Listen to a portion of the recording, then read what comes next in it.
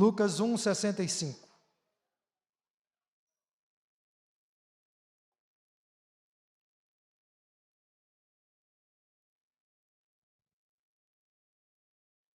Lucas é o terceiro livro no Novo Testamento, capítulo 1, versículos 65 a 68. Os que encontraram, digam amém. Sucedeu que todos os seus vizinhos ficaram possuídos de temor, e por toda a região montanhosa da Judéia foram divulgadas estas coisas. Todos os que as ouviram guardavam-nas no coração, dizendo: que virá a ser, pois, este menino? E a mão do Senhor estava com ele. Zacarias, seu pai, cheio do Espírito Santo, profetizou, dizendo: bendito seja o Senhor, Deus de Israel, porque visitou e redimiu o seu povo. Vamos orar mais uma vez? Pai Santo, abre o nosso entendimento para que possamos compreender a Tua palavra. Que o Teu Espírito esteja nos esclarecendo e que nós possamos não apenas compreendê-la, mas aplicá-la nas nossas próprias vidas. Esta é a nossa súplica, em nome de Jesus. Queridos irmãos, eu quero conversar com vocês muito brevemente nessa noite sobre o espírito de Natal.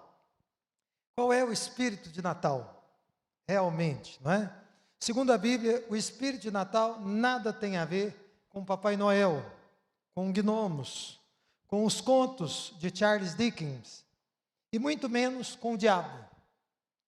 A indústria de Hollywood, ela tem se esforçado bastante para inserir esse último personagem, o diabo, nos filmes de Natal, e assim corromper a mensagem linda e bíblica que o Natal traz para a humanidade. O Natal cristão, na nossa concepção, é a celebração da chegada do Salvador ao mundo, que veio na pessoa do Senhor Jesus Cristo, em cumprimento às profecias antigas que foram dadas ao povo hebreu. E os irmãos sabem que a chegada do Salvador aconteceu, segundo as Escrituras, em um espírito completamente diferente daquele que é defendido por muitos que tentam, de uma forma ou de outra, torcer a mensagem das boas novas aos homens. Em nosso texto, no primeiro capítulo de Lucas, nós vemos que um grupo de pessoas foi profundamente impactado nos dias em que o nosso Senhor Jesus Cristo veio a esse mundo. Dentre muitos que foram impactados, nós podemos citar Maria, podemos citar Isabel, e já meditamos sobre essas duas algumas semanas atrás, né? Uma semana atrás, João Batista e também o seu pai, o sacerdote Zacarias. O espírito reinante, eu creio, que deve ser inclusive apropriado nesses nossos dias, foi um espírito, segundo esse texto da nossa meditação nessa noite, de temor santo, de expectativa santa, de controle do Espírito Santo, e um controle santo, e também de uma consciência acerca de uma visitação santa de Deus ao seu povo. Então vamos pensar em primeiro lugar, no primeiro aspecto do Espírito de Natal, segundo esse texto, o temor santo.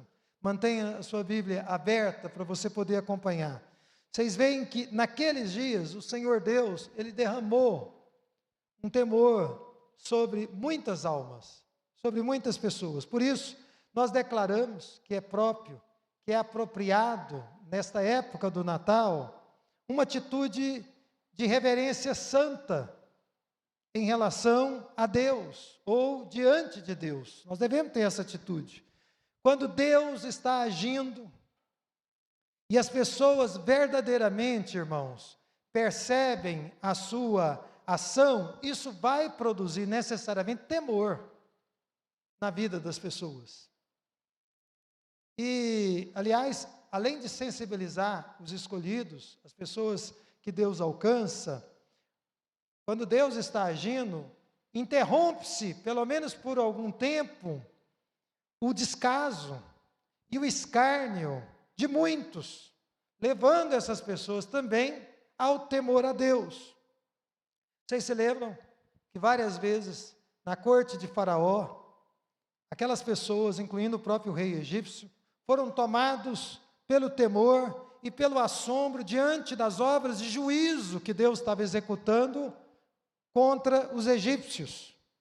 Nós lemos também no Velho Testamento que os filisteus, quando viram o seu deus Dagon, aquele ídolo, aquela estátua caída diante da arca de Deus, no seu templo, eles foram também tomados, diz a Bíblia, de grande temor.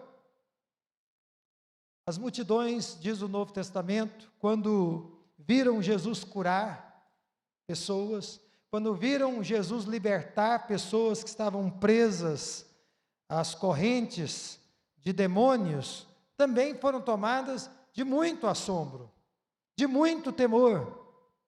Então, irmãos, diante das obras de Deus, diante daquilo que Deus realiza, ao longo dos séculos, muitas pessoas foram forçadas a recuar nos seus rompantes e a repensar as suas posições. E isso acontece quando elas são movidas por esse temor que o próprio Deus derrama sobre elas.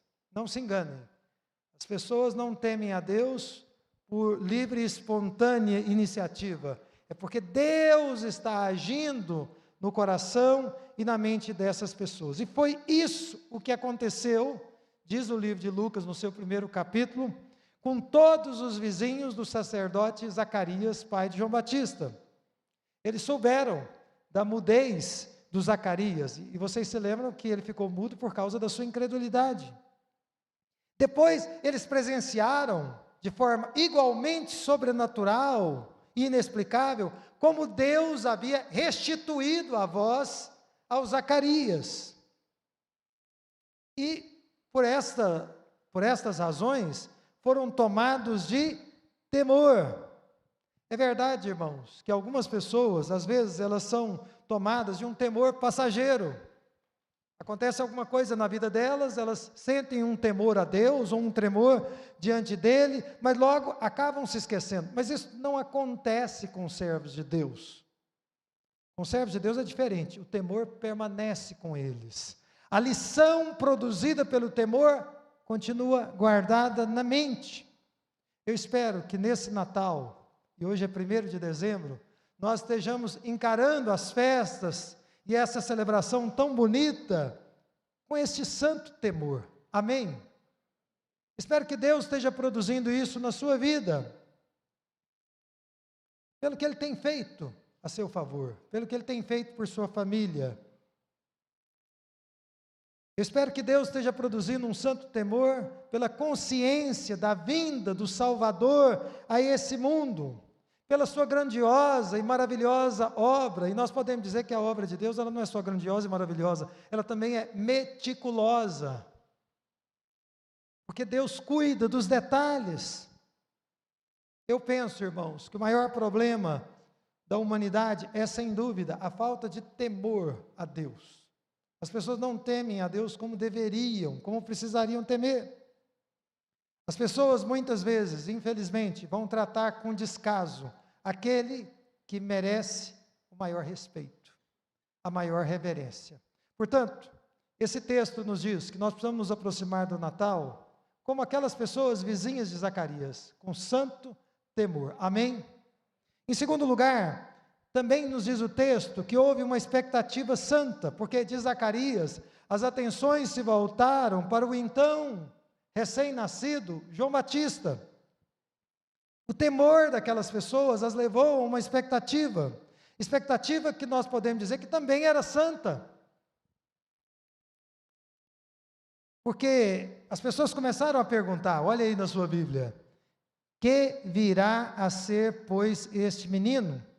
Por causa da obra divina que eles acabavam de presenciar, eles então perceberam que João Batista, aquele bebê, haveria de desempenhar um papel importante, mas não estava claro ainda qual papel aquele menino desempenharia. Irmãos, Deus pode, em sua soberania, criar esse tipo de expectativa que indica ou para indicar o que vai fazer através de determinadas pessoas. Expectativa semelhante, por exemplo, foi criada em torno de Isaac, quando ele nasceu, na velhice de Abraão e de Sara. Expectativa parecida foi criada em torno de Samuel, que nasceu da estéril Ana. E também uma expectativa santa foi criada nesse momento em torno do João Batista. Nós cremos que em torno de todas as pessoas que depositam a sua fé e a sua confiança no Senhor Jesus Cristo, também se cria uma expectativa santa. Amém? Toda pessoa que vem a Jesus, de uma forma ou de outra, uma expectativa santa é gerada em torno dessa pessoa. Todas as vezes que um homem, uma mulher, um jovem, uma criança se converte, nós podemos dizer que virá a ser essa pessoa. Será como que Deus vai usar essa pessoa? De que maneira Deus vai ser glorificado através dessa pessoa?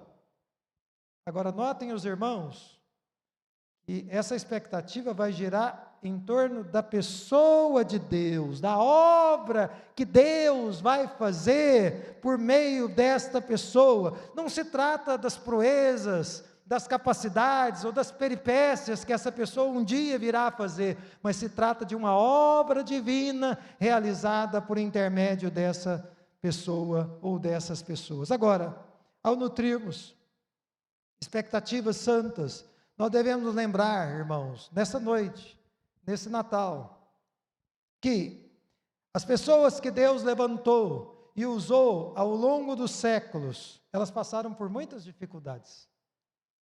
Elas passaram por muitas lutas. Foram pessoas que caminharam pela fé e que, na maioria das vezes, a maior recompensa que elas receberam foi na glória celeste, não foi nesse mundo.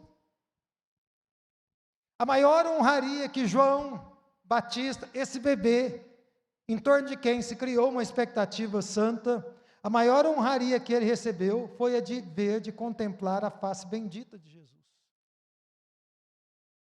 Ele não teve outras honrarias ao longo da sua vida. Na maior parte do tempo ele passou por dificuldades. Ele tinha uma dieta rigorosa, ele vivia nos desertos, pregando as multidões, ele não se vestia com linho fino, como muitas pessoas da elite viviam na sua época. E ele sofreu uma morte terrível, sendo, inclusive, degolado. Então, no Natal, há uma expectativa santa do que Deus pode fazer na vida do seu povo, na vida daqueles que o servem com inteireza de coração. Amém? Eu espero que nesse Natal você cultive também essa expectativa santa. Mas o texto nos diz no versículo 67, que também deve acontecer algo, como aconteceu naqueles dias, nos dias de João Batista e do nascimento do Senhor Jesus Cristo, que é um controle santo, depois do temor e depois da expectativa santa. Nós lemos que Zacarias foi tomado pelo Espírito Santo, que o Espírito Santo exerceu um controle especial sobre a vida desse homem. Ah, irmãos, como nós carecemos, nesse mundo em que nós vivemos, de pessoas que são controladas pelo Espírito, de pessoas que são dirigidas pelo Espírito Santo. Deus não nos capacitar e dirigir nos nossos passos, ao longo da nossa vida, nós vamos fracassar em qualquer ação, em qualquer trabalho que nós queiramos realizar, cujo fim é agradar a Deus. Então, duas coisas nos são ditas aqui. Primeiro, nós vemos que quando Zacarias foi cheio do Espírito Santo, nos é dito aqui, Zacarias, seu pai. Não é interessante a gente ler isso na Escritura? Pai de quem, hein, gente? Pai de João Batista. O profeta João Batista, bebê, foi levado para o Brit Milá, a sua circuncisão, ao 8º dia após o nascimento. E quando se mencionou o nome que havia sido dado pelo Senhor por intermédio do anjo, ele ficou cheio do Espírito Santo. Ele ficou tomado pelo Espírito Santo.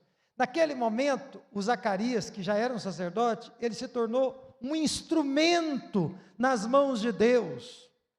João Batista, irmãos, contou com um pai que foi tomado pelo Espírito Santo de Deus. E eu queria me dirigir aos pais que estão aqui, não só os que estão formando hoje, mas a todos que estão neste culto por divina providência. Os nossos filhos precisam de pais cheios do Espírito Santo, amém? Os nossos filhos precisam de pais controlados pelo Espírito Santo, amém? Pais que vivem uma vida ungida, uma vida consagrada, uma vida de submissão ao Evangelho. Isso aconteceu com João Batista. E certamente isso teve peso na vida daquele homem que se tornaria um homem muito importante, preparando inclusive o caminho do Senhor, para que o Senhor Jesus Cristo realizasse o seu ministério. Em segundo lugar, nós lemos que Zacarias profetizou. Ele foi usado naquele momento, ele se transformou numa boca de Deus. Naquele momento, pessoas cheias do Espírito Santo se tornam boca de Deus. Essas pessoas, quando abrem a boca para falar alguma coisa, elas trazem um conselho de Deus, elas trazem luz, elas trazem esperança. Eu espero que Deus use vocês, pais, a começar dos pais, mas também as mães, e todos nós, como boca de Deus nesse mundo. Eu lamento dizer que às vezes eu converso com irmãos, e o palavreado que eu ouço deles não é coerente com a vida cristã. Nós somos desafiados pela palavra de Deus a sermos nesse mundo controlados por Deus, e sendo controlados por Deus, nos tornaremos boca de Deus, onde Ele nos colocar. Dentro de casa, no trabalho, na academia, na rua, onde Deus nos enviar.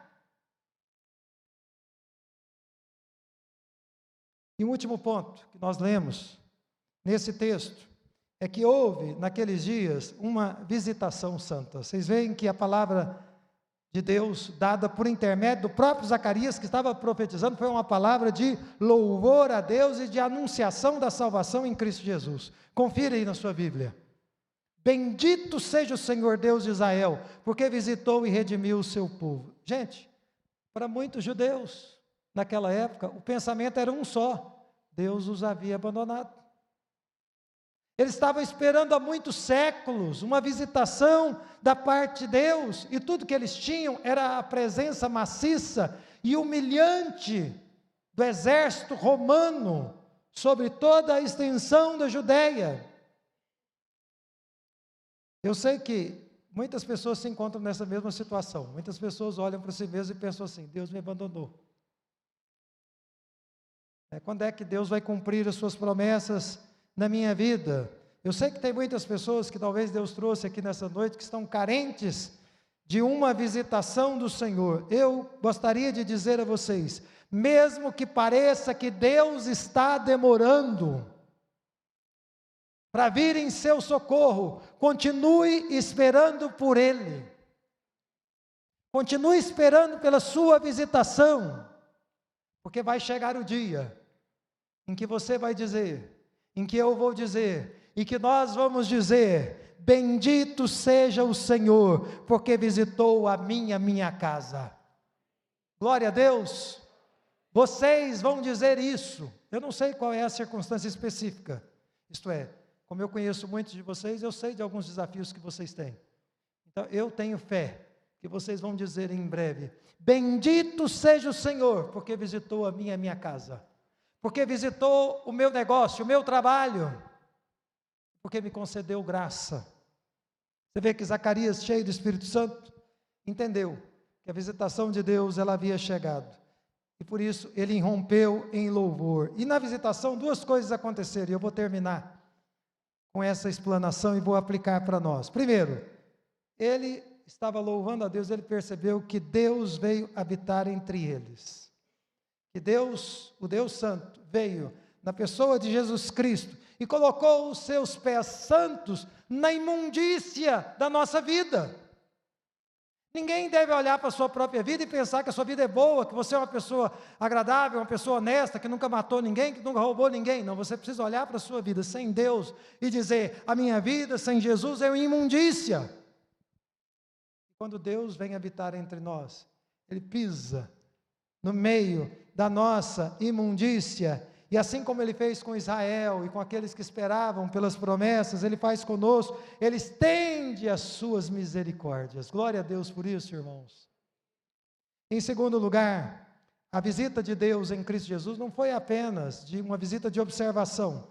Já viu quando uma pessoa vai visitar alguém, chega, olha a casa, vê como está, muito bem, bonita a casa, e vai embora? Não. Jesus não veio a esse mundo apenas para fazer observação, Ele veio aqui para fazer uma obra de resgate, de libertação. Ele veio aqui para fazer uma nova aliança com aqueles que estavam perdidos.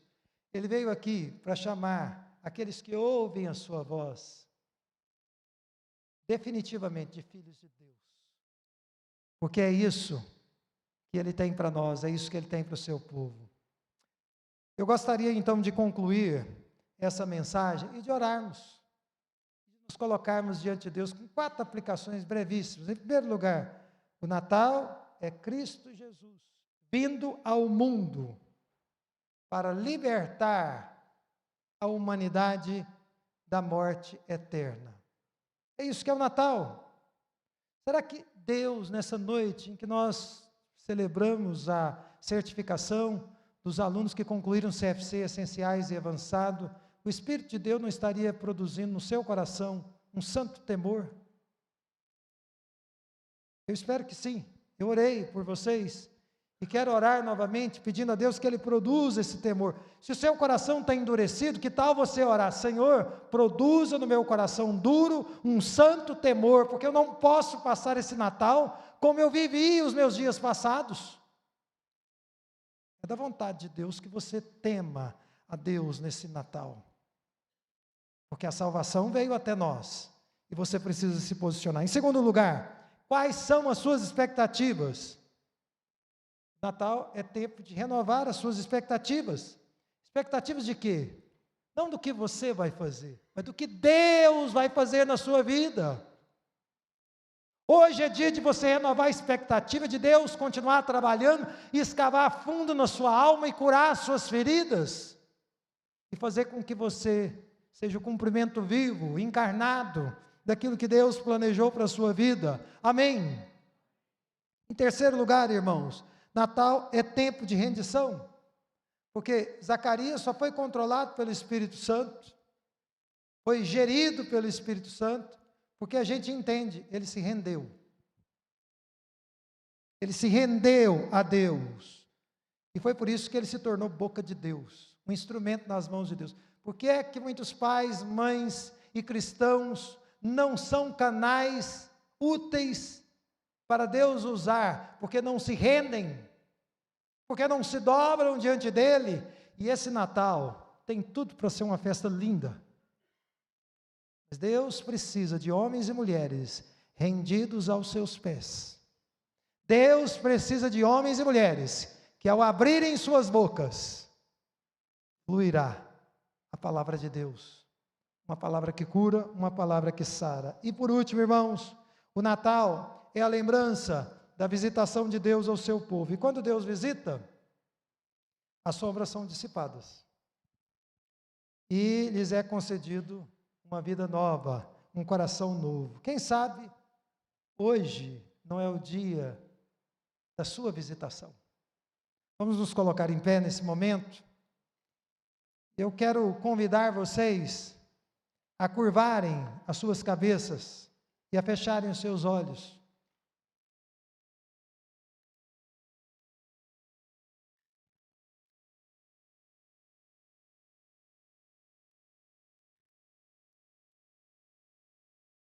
Fale com Deus nesse momento.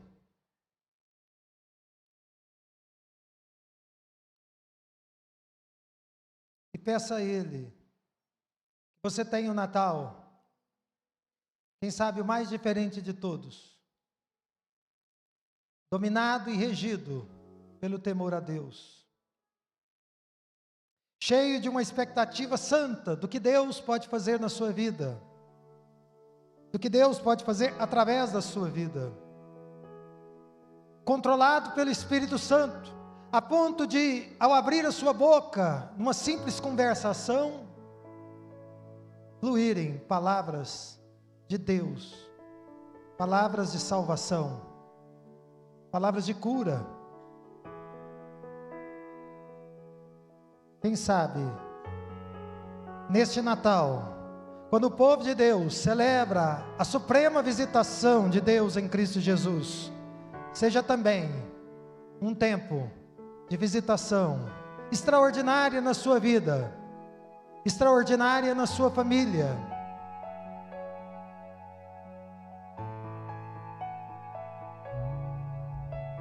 Levante as suas mãos para Deus nesse momento, porque é assim que nós vamos encerrar este culto.